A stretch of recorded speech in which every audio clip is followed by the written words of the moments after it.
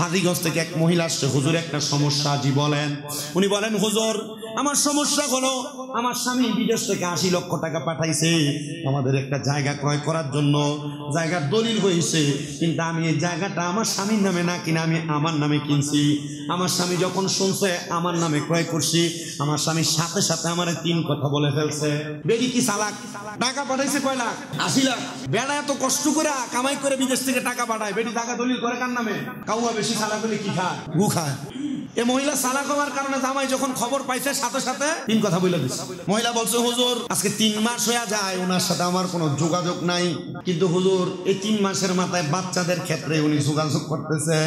এক দ্বারায় কথা বলতে বলতে উনি সম্মত হয়েছে, উনি আমাকে আবার বিবাহ করবে। হুজুর এটা সমাধানটা কি? চিন্তা করলাম এটা সমাধান এমনি তেমন যাইতো না। যদি ডাইরেক্ট তালাকের মাসালা দিয়ে এটারে ঘুরে বিয়ে করাই দেয়, এই বেটি যদি পরে আবার টাকা না দেয়, 80 লাখ টাকা লোভে ওই বেটারে ছেড়ে দিব। 80 লাখ টাকা পাইলে এই বেটি কোনো বেটা বিয়ে করবে? কথা কয় না। 80 লাখ টাকা পাইলে যে কোনো বেটা বিয়ে করতো না, এই বেটি এমনি ছেড়ে দিব। আমি কইছি আমি সমাধান দিতে পারি, শর্ত আছে। শর্ত কি? আপনি এই জায়গা আগে আপনার স্বামীর নামে রেজিস্ট্রি করে দেন, এরপরে সমাধান। আপনি কথা বোঝেন নাই? আবার বলে দিছি আমি যে সমাধান দিছি এরপর আর কোনো মুফতি সাহেব এর থেকে বড় সমাধান দিবে না। আর যদি যায় আসুকটা, এটাও বলে দিছি। কেন বলছি জানেন? কারণ একটা নারী এতটুক পর্যন্ত তার অধিকার খাটাবে না। অবশ্যই তার অধিকার তার স্বামীর উপর আছে, অবশ্যই তার অধিকার তার স্বামীর পরিবারের উপর আছে। কিন্তু আপনার স্বামী আপনাকে টাকা দিল আর আপনি টাকা দিয়া যা ইচ্ছে তা করে ফেললেন না, এটা হইতে পারে না। আমি মাঝে মাঝে ওয়াজও কিন্তু বলি যে মহিলারা জামাইয়ের পকেটের টাকা চুরি করে খাওয়া যায় না। ওয়াজও কয়েকবার বলছি। কি লেগে বলছি জানেন? বলার কারণ হইলো বহুত বেড়াই তার সামর্থ্য আছে। ওই যে একদিন কি বলে পরিবারের প্রতি খরচ করা দান সৎকার ফজিলতের ওয়াজ করতে যে বলছিলাম, অনেক বেড়া মানুষ এর অধিকার আছে, এর সামর্থ্য আছে, এ মুরগির গোশত দিয়ে ভাত খাইতে পারবে, কিন্তু এ মুরগি দিয়ে ভাত খায় না, হুটকি দিয়ে ভাত। তিনি আছে না, এর সামর্থ্য আছে, কিন্তু সে বকিলামি দেখায়। স্ত্রীকে ভালো পোশাক পরানোর সামর্থ্য আছে, কিন্তু এ পরায় না, রাখে একবারে নর্মাল কাজের বেটির মতো। যদি কোনো মহিলার স্বামী এমন কিপটা বানা দেখায়, এ মহিলা তার স্বামীর পকেটের টাকা চুরি করে খাইলে ভুল হইতো না, ভুল হইলে আমার বিয়ে লাগে। আমি ওয়াজে কয়েকবার বলছি কি লেগা। তবে সাবধান, কোন মহিলা স্বামীর পকেটের টাকা দিয়া বাবার বাড়িতে পাচার করতে পারবে না। বাবার বাড়িতে পাচার করতে পারবে না। কোন মহিলা তার স্বামীর পকেটের টাকা দিয়া তার মার চিকিৎসা করাবে না, বাবার চিকিৎসা করাবে না, যদি স্বামী অনুমতি না দেয়। তখন এই মহিলা অনেক দিন পর, প্রায় অনেক দিন পর বলছে, হুজুর আমি তো আমার স্বামীর টাকাটা দিয়ে দিচ্ছি। আমি বললাম, তো দিচ্ছেন যে এখন আরো তো মাসালা, হে মাসালা পালন করতে। আমি কইলাম কতদিন? কইতেছে যে এ মাসালা আপনি মিনিমাম 4 মাস 10 দিন ইদ্যত পালন করা লাগবে। 4 মাস 10 দিন ইদ্যত পালন করা লাগবে। কইতেছে এবার হুজুর এত বিদেশ থেকে আসতেছে, আর 10 দিন পরে আপনার কাছে আইয়া বিবাহটা পরিপূর্ণ করবে। আমি কইলাম যে হ্যাঁ বলেন, 4 মাস 10 দিন পরে আইতে, কারণ সে আসার পর একটা পুরুষ মানুষ কন্ট্রোলিং ঠিক থাকবে না, আপনার কাছে পাইতেই চাইবে, তখন আপনার ইদ্যত পালন হবে না, হারাম সম্পর্কে জড়িত হয়ে যাবে। আপনি ওনাকে বলেন একটু পরে আসার জন্য। তখন ওই লোককে দিয়ে আমার কল দিয়েছে, হুজুর আমার তো এমনি এমনি সমস্যা হয়ে গেছে, আমি কি করতাম? আমি বলছি আপনি 4 মাস 10 দিন পরে আসেন। এই 4 মাস 10 দিন আপনার স্ত্রী ঘরের বাইরে যাইতে পারবে, আপনার স্ত্রী ঘরে বাইরে যাইতে পারবে না, আপনার স্ত্রী কোনো পর পুরুষের সাথে কথা বলতে পারবে না, উনি ঘরে থাকবে। আপনি তার ভরণ পোষণ চালান যদি আপনার পক্ষে সম্ভব হয়, এরপর এসে আপনি বিবাহ করেন। মহিলা ধৈর্য ধারণ করছে, মহিলা ধৈর্য ধারণ করছে, কিন্তু 3 মাস 4 মাসের দিন 10 দিন এখনো হয় নাই, 4 মাস 8 দিন হয়েছে। এবারটা ফোন দিয়ে হুজুর যা হয়েছে হয়েছে, আমি এ বিয়ে করতাম। 4 মাস 8 দিনের মাথা বলছে কি আমি এ মহিলারা আর বিয়ে করতাম না। আমার মা বাপে কইছে যে বেরিয়ে কামে করে লাইছে, পুত্রে এমন তোরা কামলা দিয়ে দিছে, তুই এখন এ বেটিটার বিয়ে করার দরকার নেই। তাই বাজে মানুষ। মহিলার একটা ভুলের কারণে তার পুরো সংসার শেষ। এজন্য মা বোনদেরকে তাদের নির্দিষ্ট পরিমাণ সম্মান, নির্দিষ্ট পরিমাণ ইজ্জত, নির্দিষ্ট পরিমাণ তাদের দায়িত্বগুলো পালন করবে। এতটুক পর্যন্ত আবার দিয়ে দেওয়া যাবে না, যেটার কারণে তার চোখ বড় হয়, সে বাইরে বের হয়ে যায়। কথা কি ক্লিয়ার বুঝতে পারছেন? আপনাদের স্ত্রী যাদের কথা শোনে না, এটার মূল কারণ মনে রাখবেন, হয় আপনি তাকে কোনো দিক থেকে তার চাহিদার চাইতে বেশি ছাড় দিয়ে ফেলছেন, তার চাহিদার চাইতে বেশি ছাড় দিয়ে ফেলছেন, এটার জন্য কোনো সমাধানে যান নাই, এই জন্য এই সমস্যাগুলো হয়। আল্লাহ আমাদেরকে বোঝার তৌফিক দান করুন। আপনাদের কি কষ্ট হইতেছে? একটু মোহাব্বতে পড়েন না আমিন। সবাই দুরূদ শরীফ পড়েন আল্লাহুম্মা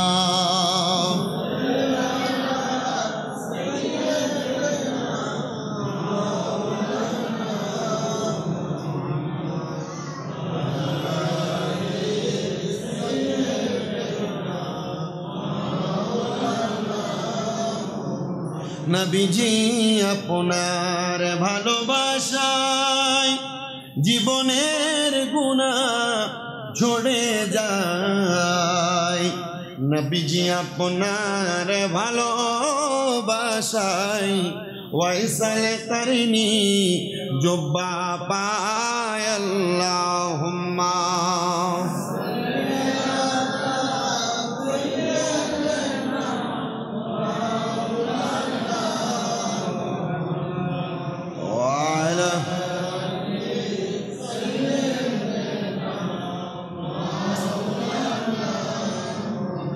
या रसूल अल्लाह नबी जी अपनी आमार जानेर जान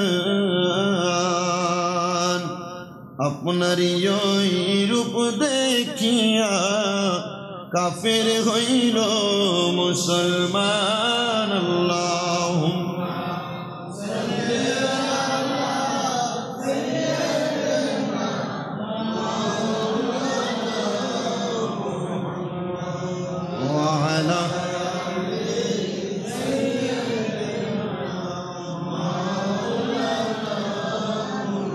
এবার আসেন আরেকটা বিষয়, বড় মাসালা, এটা সমাধানের বিষয়। বহু পরিবারের মধ্যে স্বামী বিভিন্নভাবে অপকর্ম করে। বর্তমান সমাজে যেটা দেখা যায়, বেশিরভাগ বেলায় মানুষ নেশা করে, মদ গাঁজা ইয়াবা খায়, কি কথা নাই, অটো চালায়, অটোটা রাস্তার পাশে সাইড করে ছোট ছোট দোয়ান টুরকির মধ্যে দেয়া ফুটলা কিনা খায়। এটা আমি জানি সব। মোটামুটি বর্তমান সমাজে এগুলোর অভাব নাই। নেশাখোর স্বামী যেটা বলা হয়। আল্লাহর হাবিব সাল্লাল্লাহু আলাইহি সাল্লাম নবীজি আল্লাহ তাআলার কোরআনুল কারীম থেকে ঘোষণা করেছেন, স্বামীর উপর যদি কোনো মহিলা ধৈর্য ধারণ করতে না পারে, স্বামীকে মাইনা নিতে না পারে, মানে স্বামী বাজে মানুষ, স্বামী মারধর করে, স্বামী তার উপর অত্যাচার করে, স্বামী নেশা করে, তার ভরণ পোষণ চালায় না, সংসার ঠিক মতো করে না, আল্লাহর হাবিব বলে তাহলে ওই মহিলার জন্য আমার আল্লাহ তাআলা একটা নির্ধারণ করেছেন, একটা অধিকার প্রদান করেছেন, সেটা হলো খোলা। ইসলামী শরীয়তের একটা মাসালা, এটার নাম কি? খোলা। খোলা নির্ধারণ করেছে, সেটা হলো বিনিময় দ্বারা বিবাহ বিচ্ছেদ করা। এর অধিকার দিয়েছেন নারীদেরকে। ও হুজুর, নারীরা কেমনে বিবাহ বিচ্ছেদ করবে? হযরত ইবনে আব্বাস রাদিয়াল্লাহু তাআলা আনহু থেকে একটা হাদিস বর্ণিত, বুখারী শরীফের 2য় খণ্ড 794 নম্বর পৃষ্ঠার 5074 নম্বর হাদিস। আল্লাহর হাবিব সাল্লাল্লাহু আলাইহি সাল্লাম বলেন, একদিন সাবিত ইবনে কায়েস রাদিয়াল্লাহু তাআলা আনহুর স্ত্রী নবীজির কাছে এসে উপস্থিত হয়েছে। আয়েশা বলে, ইয়া রাসূলুল্লাহ, হে নবী, চরিত্রগত এবং ধর্মীয় বিষয়ে আমি সাবিত ইবনে কায়েসের উপর কোনো দোষারোপ করতেছি না।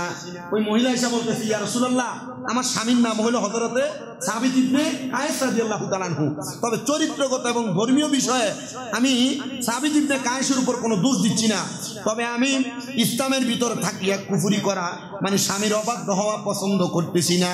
স্বামীর অবাধ্য হওয়া, কোনো মহিলা যদি তার জামাইয়ের কথা না শোনে, কোনো মহিলা যদি স্বামীর কথা না শোনে, তাহলে সে কুফরি করে, সে কাফের হয়। কি হয়? কাফের হয়ে যায়। মহিলা কিন্তু স্বামীর অবাধ্য হয় বর্তমান সমাজে বেশি। স্বামী কোনো কথা বললো সে শুনতে চায় না, এক কথা বারবার বলা লাগে। মা বোনদেরকে এই ব্যাপারে বড় সতর্ক থাকতে হবে, এটা কুফরি হয়ে যায়, আপনি কাফের হয়ে যাবেন স্বামীর সঙ্গে অবাধ্য হয়ে গেলে।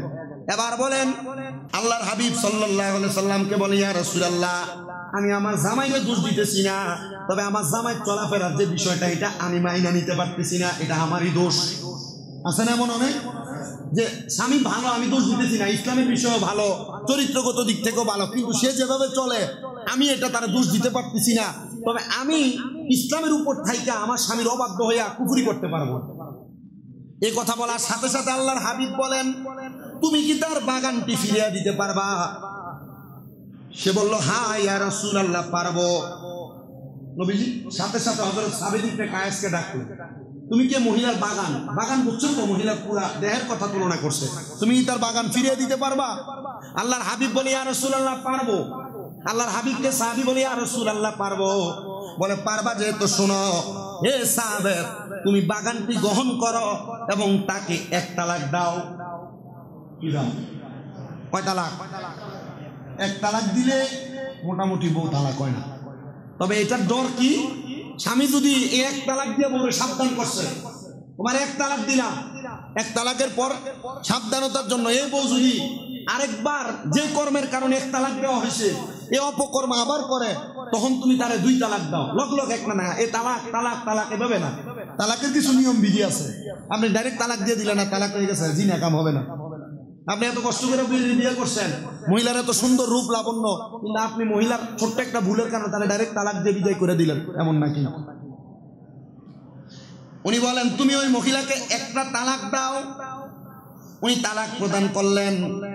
ইয়া রাসূলুল্লাহ, এটার সমাধান কি? বলে এটার সমাধান হলো, মহিলা যদি তাকে আবার তোমার সাথে মানিয়ে নিতে চায়, তাহলে তুমি তার সাথে সাংসারিক জীবন সুন্দরভাবে পরিচালনা করতে পারবা। এজন্য মনে রাখতে হবে, আমরা আমাদের স্ত্রীদেরকে এমন ভাবে সম্মান করব, মর্যাদা দিব, যেন মহিলা তালাকের পর্যায়ে না যায়। মা বোনেরা, এমন ভাবে আপনারা চলাফেরা করবেন যেন আপনার স্বামী আপনাকে তালাকের পর্যায়ে না নিয়ে যায়। নবীজি সাল্লাল্লাহু আলাইহি সাল্লাম বলেন, তোমরা তোমাদের স্ত্রীদেরকে সৎ উপদেশ দাও, ভালো উপদেশ দাও। ইয়া রাসূলুল্লাহ, কেন? বলে তোমরা যদি ভালো উপদেশ দাও, সৎ উপদেশ দাও, তাহলে তোমাদের মহিলারা পথভ্রষ্ট হবে না। তা আপনি আপনার বউরে সৎ উপদেশ দিবেন দূরের কথা, কোন একটা কাজ ঠিক মতো না হইলে সাথে সাথে তার মা বাবার নাম তুলে গালি দেন। আপনি কথা দেন না? আপনি এগুলো দিচ্ছে আমাদের বাঙালিরা, বেশি বেশি দিচ্ছে। সৎ উপদেশ হইল সে অন্যায় করছে, তার সুন্দরভাবে বুঝাই দেন, লবণ কম হয়েছে লাগবে তার মার গালি দিতেইব। আপনি বুঝান। আল্লাহ রসুল এভাবে বলতেন, উনি আল্লাহ রসুলের জন্য ছাতু বানাইছে। ছাতু বুঝেন তো? জব, আম্মা জান আয়েশা সিদ্দিকা রাদিয়াল্লাহু তাআলা আনহা জবরে দিয়া ভালো করে মাখাইয়া খেজুর ভিজায় রাখা গুঁড়া করে এটা দিয়া মাখাইছে, লবণ দিছে না। আল্লাহ রসুল মুস্কি হাইসা বলছে, আজকের খাবার খুব মজা হয়েছে, কিন্তু একটু লবণ বাড়াইয়া দিলে আরো মজা না। আমনের মতো বানা তুইলা গালি দিছে, ঠিক না? দিছিল? বলছে আর একটু লবণ বাড়াইয়া দিলে ভালো হইত, অথবা একটু খেজুর বাড়াইয়া দিলে ভালো হইতো। তো গালি তো দেয় না। এটা উপদেশ। এটা কি? এটা কি? গালি দেওয়ার সাথে বিরোধী। আপনি দেখেন, আপনি হ্যাঁ আপনার স্ত্রী 10টা অন্যায় করছে, 10 বার তার দোষ দেখেন। আপনি দেখার পর আপনি কিছু বললেন না, শুধু তার এতটুক বললেন, এতটুক প্রয়োগ করে বললেন, তুমি যেটা ভালো মনে করো, যদি মনে করো এটা ঠিক হয়েছে, ঠিক আছে, আপনি চুপ থাকেন। 1 দিন 2 দিন 3 দিন 10 দিন চুপ থাকার পর দেখবেন আপনার বউ তার মতো সোজা হয়ে যাবে। না, আপনি তো হাফের মতো মেয়া, বউ সোজা হইব কেমনে? এজন্য আমাদেরকেও একটু পন্থা অবলম্বন করতে হইব, কারণ আমরা মনে রাখতে হইব, এই বউরে যে বানাইছে ওনার দিদিয়া বাম পাথরের কি হাড্ডি, বে হাড্ডি দিয়া বানাইছে। কইছে এটারে বেশি সোজা করতে যাও না, ভেঙে দেবো গা। আবার বেশি বাঁকা হইতে দিও না, মস্কে যাবো গা। এই ব্যাপারে বড় সতর্ক। আল্লাহ তাআলা আমাদেরকে কবুল করেন, আমিন পড়েন। আরো জোরে পড়েন আমিন।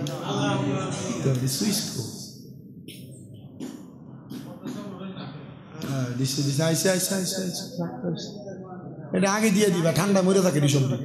কি হইব? কি দো মোল্লা জানা, আমরা ফরিদ ভাই যে মারা গেছে জানা হয়েছে না? হয়েছে না? মোল্লা আমরা জানাতে দিলাম, এক লোকে মারি দিলাম। আর যত তাড়াতাড়ি মরে দেবেন, গুনাহ কমাবো, আল্লাহ তাআলা আপনাকে হেফাজত করবো, ঠিক না? এই তো দুঃখ কামনা করি। আল্লাহ আমাদের সবাইকে কবুল করেন, আমিন করেন। এরপরে আরো অনেকগুলা কথা আছে। আসলে জুমার নামাজের সময় কম, এই 1:21 বাজে। আমি কোন সময় কথা শেষ করবো? এই অনেকগুলা কথা, রাসূল পাকের অনেকগুলা হাদিসের উপর কথা আছে এই বিষয়গুলা। এরপরে আরেকটা হাদিস সরাসরি একটু শোনেন। ইসলাম ব্যভিচার করা, কন্যা সন্তান জীবিত মাটি দেওয়া এবং সাময়িক বিবাহ নিষেধ করেছে। এ ব্যাপারে কেন? নবীজি বলেন, যদি তোমরা তোমাদের একাধিক স্ত্রীর মাঝে ন্যায়সঙ্গত আচরণ বজায় রাখতে না পারো, আশঙ্কা করো যে ভাবতা না, তাহলে তুমি একটার বেশি বিয়া করো। বহুত বেড়া আইতেছে, এটা তার খাইচ্ছতে পরিণত হয়ে গেছে। এনে একটা বিয়ে করে, হেন একটা বিয়ে করে, এনে একটা বিয়ে করে, বউ ভালাই দিয়ে দেখা আছে না? এমন বেড়ায় এমন বহুত আছে। আপনি দেখেন, আপনার এলাকাতে আছে, প্রচুর পরিমাণ আছে। বলছে তুমি যদি তোমার 2 স্ত্রীর মাঝে সমাজতা না করতে পারো, আপনি সব সময় এক বেড়ির কাছে বলে থাকেন। আপনি যে আরেকটা বউ বিয়ে করে ভালো রাখছেন, তারও তো হক আছে। কি কথা বলে না কেন? আপনি বলে বুঝুন, আমি ভরণ পোষণ সব দেই, ভাত খাবাই, কাপড় দেই, সব দেই। ভাত কিন্তু বেরিয়ে মা বাবাও খাওয়াইতে পারে, কথা কয় না? কাপড় চোপড় পোশাক তার মা বাবা খাওয়াইতে পারে। আপনি 2টা বিয়ে করে, 2টো বিয়ার পর আপনি ওই বলে ফেরে রইলেন, প্রথম বউরে আপনি ইজ্জত করলেন না। নইলে এই ব্যাপারে বড় সতর্ক। তোমরা যদি ইনসাফ না করতে পারো, 2 বউর হক পরিপূর্ণ আদায় না করতে পারো, তোমরা 2টা বিয়ার ব্যাপারে সাবধান হও, 2টা বিয়ে করো না।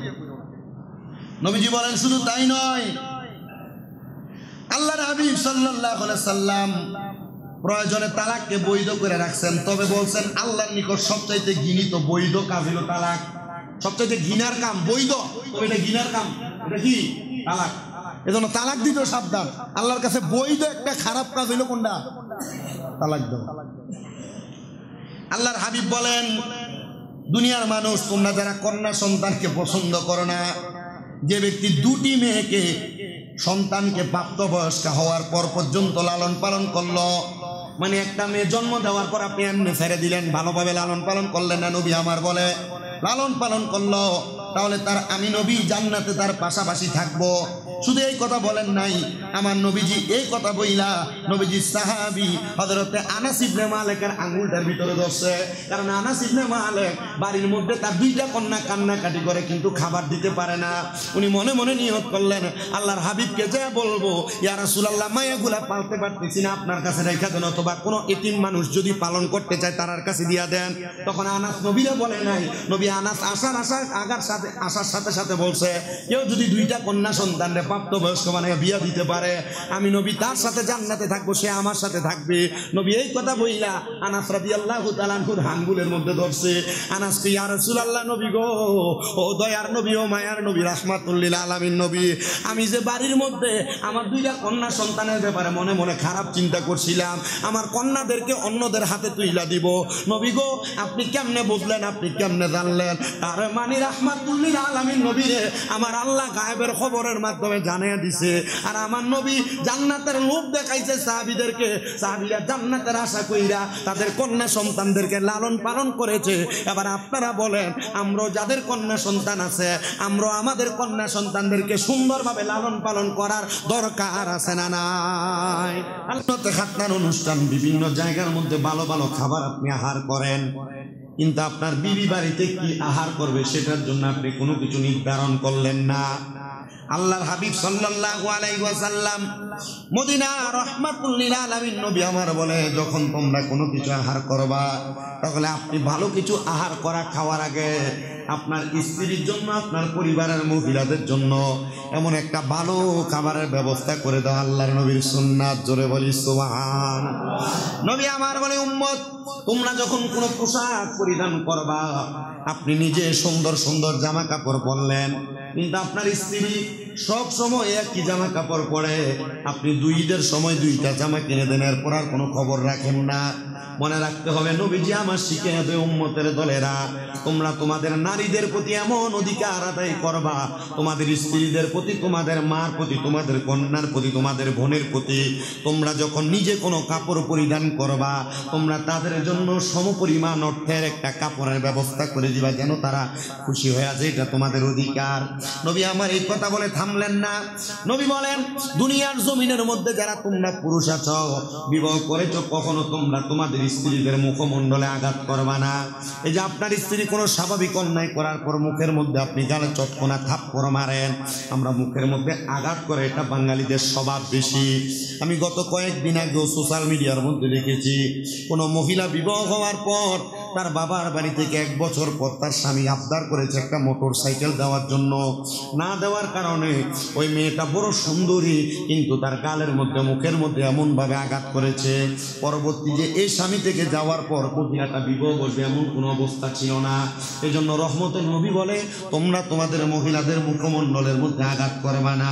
ইয়া রাসূলুল্লাহ, আর কি কি দায়িত্ব আপনি বলেন না? নবী আমার বলে, 4 নাম্বার হলো, তোমরা কখনো তোমাদের স্ত্রীদেরকে গাল মন্দ করবা না, গাল মন্দ করবা না। এটার উপরে ইবনে মাজাহ শরীফের একটা হাদিস শরীফ আমি পড়েছিলাম, নবী আমার বলেছে, হে পুরুষের দলেরা, তোমরা কখনো তোমাদের স্ত্রীদের মা বাবার নাম তুলে গালি দিবা না। ইয়া রাসূলুল্লাহ, ইয়া হাবিবাল্লাহ, কেন গো? নবী আমার বলতেছেন, এটার কারণ মাত্র একটা, এই কারণে গালি দিবা না, কারণ আমি নবী হইলাম মহিলাদের বাবা। যদি আপনি আপনার স্ত্রীকে মার নাম তুলে, বাবার নাম তুলে গালি দেন, তাহলে গালিটা যে আমার নবীজির উপরে পড়বে। এই জন্য আপনারা কখনো আপনাদের স্ত্রীদেরকে গালি গালাজ করবেন না। নবী আমার বলে, শুধু তাই নয়, যদি তোমার স্ত্রী কোনো অন্যায় করে, কোনো রাগান্বিত হয়, তোমার সঙ্গে ঝগড়া ফাসাদ হয়, তোমরা তার বিছানা আলাদা করে দিবা, তবে সাবধান, বিছানা আলাদা কইরা তুমি তার ঘরের বাহিরে যাইতে দিবা না, তোমার ঘরে বিছানা আলাদা করবা। কিন্তু আপনি এমন কর্মকাণ্ড করেন, আপনার স্ত্রীর সঙ্গে ঝগড়া হওয়ার পর আপনি তারা মাইরা বাপের বাড়িতে পাঠিয়ে দেন। আবার অনেক মহিলারা স্বামীর সঙ্গে ঝগড়া হওয়ার কারণে তারা নিজে রাগান্বিত হয়ে বাবার বাড়িতে বাড়িতে চলে যায়। মনে রাখতে হবে দৌলতপুর এলাকার মা বোনেরা, স্বামীর সঙ্গে হাজার ঝগড়া হবে, স্বামীর সঙ্গে যত রকমের মনোমালিন্যতা হবে, কখনো ঘর ত্যাগ করা যাবে না, ঘরের মধ্যে থাকতে হবে। কারণ আমার নবী বলেছেন দুনিয়ার জমিনের মধ্যে একটা মহিলার উপর কয়েকটা হক, কয়েকটা দায়িত্ব আছে। ইয়া রাসূলুল্লাহ, এগুলা কি আপনি বলেন না? বলে এই মহিলাটা যেন তার স্বামীর আদেশ ছাড়া তার বাবার বাড়িতেও না যায়। মনে রাখতে হবে কোনো মহিলা তার স্বামীর আদেশ ছাড়া বাবার বাড়িতে যাইতে পারবে না। তার মানে যদি আপনার সাথে আপনার স্ত্রীর ঝগড়া হয়, যদি আপনার সাথে আপনার স্ত্রীর কোনো দ্বন্দ্ব হয়, বিছানা আলাদা করে দাও। নবী বলছে 3 শাস্তি। কয় শাস্তি? 3 শাস্তি। 1 নাম্বার, তাকে তুমি কিছু প্রহার করো, মারো, কিন্তু এই মাইরে যেন গালের ভিতরে মুখের মধ্যে কোনো আঘাত না পড়ে। 2 নাম্বার, যদি দেখো এটা আর বুঝে না, এটার বিছানা আলাদা করে দাও। তবে কোন ঘরে? নিজের ঘরে। নিজের ঘরে কি আলাদা করে দাও? বিছানা আলাদা করে দাও। এরপর যদি না বুঝে, তখন তার বাবার বাড়ির আত্মীয় স্বজন তারা হালদেরকে ডাকায়া একটা সমাধান করো। এই 3 বিচার নারীদের জন্য। কয় বিচার? বেরিয়ে তো সালাক। মনে করেন যে আপনি এই 3 বিচার, বাংলাদেশে যদি ইসলামী শাসন ব্যবস্থা থাকতো, মহিলারা এই 3 বিচারের সামঞ্জস্য, 3 বিচারের সামনে আসার পর যখন দেখতো কোনো সমস্যার সমাধান পায় না, ডাইরেক্ট সরাসরি আদালতে চলে। আপনি বাংলাদেশে আইন আছে, আপনারা জানেন কিনা আমি জানি না, কোনো পুরুষ কোনো মহিলাকে মারবে, আঘাত করবে, মহিলা যদি মামলা দেওয়া লাগবে না আপনার জন্য, কোর্টে নারী শিশু আদালতে একটা অবজেকশন দিয়ে দিলে, শুধু একটা দরখাস্ত করে দিলে আপনি মোটামুটি মিনিমাম 15 দিন জেল খেলা লাগে। কয়দিন? 15 দিন। কিন্তু মহিলারা এই কাজ করার জন্য বর্তমান বাংলাদেশে রাইট নাই। কেন নাই? মহিলা এই কাজ করার আগে তাকে বিবেক দিয়ে চিন্তা করতে হবে সে তার স্বামীর আদেশ মানে কিনা, সে তার স্বামীর কথা মতো চলে কিনা। কথা ঠিক না? তা আমি নারীর মর্যাদার ওয়াজ করছি। তাহলে 1 নাম্বার, আমরা তাদের সাথে সৎভাবে জীবনযাপন করবো না অসৎভাবে? কেন এই কথা বলছে? ওই যে আপনারা বেরিয়ে ফিরেন, মারেন না, গালিগালাজ করেন, এই জন্য বলছে সৎভাবে তোমরা জীবনযাপন করবে। 2 নাম্বার, তুমি যা খাইবা তোমার বউয়ের জন্য এমন খানার ব্যবস্থা করবা। 3 নাম্বার, তুমি কখনো তাকে যা পরবা তাদের জন্য সেই কাপড়ের ব্যবস্থা করবা, তো কখনো তাদেরকে গালমন্দ করবা না। এটা রাসূলে পাকের কথা। নবী আমার বলেন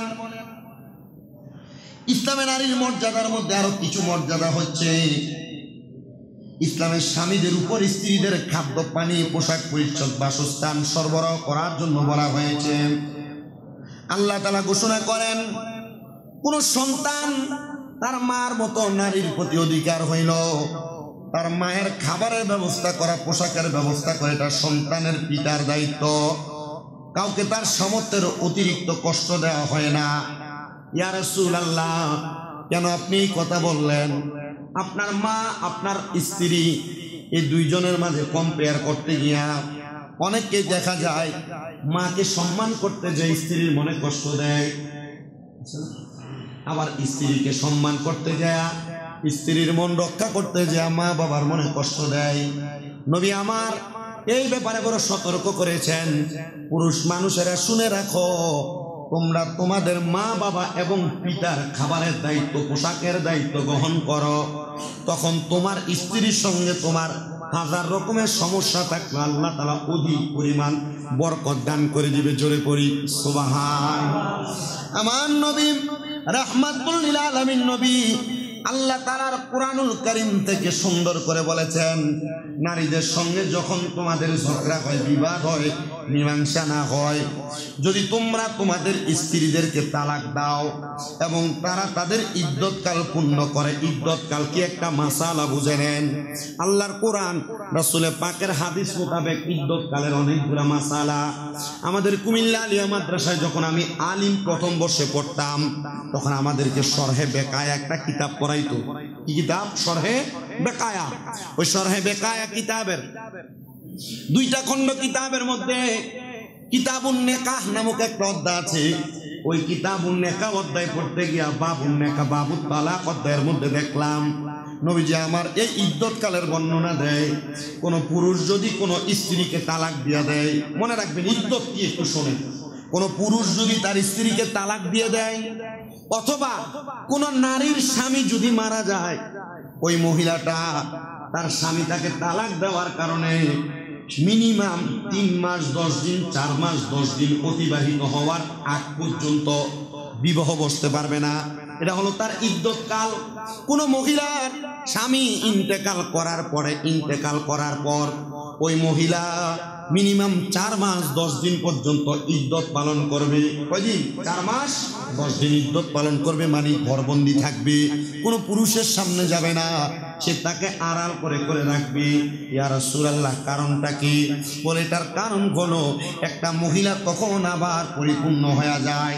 এবার নবী বলেন, যদি ইদ্যত পালন পূর্ণ করে, স্বামী যদি তাদেরকে তালাক দেওয়ার পর ইদ্যত পালন করে, তারা যদি দ্বিমত পোষণ করে, পরস্পর সম্মত হয় যে তবে স্ত্রীগণ নিজেদের স্বামীদেরকে বিবাহ করতে চাইলে তোমরা তাদেরকে বাধা দিও না। কোনো জামাই তার স্ত্রীকে তালাক দিয়ে দিছে, কি দিছে? তালাক দিয়ে দিছে। তালাক দেওয়ার পর ওই মহিলা 4 মাস 10 দিন অথবা 3 মাস 10 দিনের ইদ্যত পালন করে ফেললো। এ ব্যাপারে অনেকগুলা মতভেদ। আল্লাহ রাসূলের কয়েকটা হাদিসে মুবারাকা, ইদ্যত পালন শেষ মানে 4 মাস 10 দিন শেষ হওয়ার পর যদি জামাই এবং বউ তারা সম্মত হয় যে আমরা একলগে খাইতে রাজি আছি, আল্লাহ তাআলার পেয়ারা হাবিব মুহাম্মদুর রাসূলুল্লাহ বলে, তোমরা তাদেরকে বাধা দিও না, তোমরা তাদেরকে মিলিয়ে দাও একটা সমাধানের মাধ্যমে। তো এই ব্যাপারে অনেক মাসালা আছে। মাঝে মাঝে আমি যখন মাদ্রাসাতে এমন মাসালা নিয়ে আটকে যাই, আমাদের কুমিল্লা আলিয়া মাদ্রাসার ডক্টর সাইদুর রহমান হুজুর আছেন, উনি আমাদেরকে তালাকের মাসালাগুলো বড় সুন্দরভাবে সমাধান দিয়েছেন। আর এই বিবাহের মাসালা, তালাকের মাসালাগুলা আমি মনে হয় যেমনে পড়ছি, আমার সিনার মধ্যে অনেকগুলা মাসালার সমাধান আছে। আল্লাহর হাবিব বলেন, এই মহিলারা তোমরা তালাক প্রাপ্ত হওয়ার মতো কোনো কাজ করবে না যেন তোমার স্বামী তোমাকে তালাক দিয়ে দেয়। তোমরা কখনো তোমাদের স্বামীদেরকে এমন ভাবে রাগাইবে না যেন তোমার স্বামী তোমাকে তালাক দেওয়ার চিন্তা তার মাথার মধ্যে আনে। এই জন্য পুরুষদেরকে ঝগড়া করার সময় বড় সাবধান থাকা লাগবে, মহিলাদেরকেও ঝগড়া করার সময় বড় সাবধান থাকা লাগবে, যেন এমন পর্যায়ে না চলে যায়, স্বামী তার জবান দ্বারা তালাক শব্দ ব্যবহার করে। অল্প কিছুদিন আগে আমার নূরপুরের মাদ্রাসাতে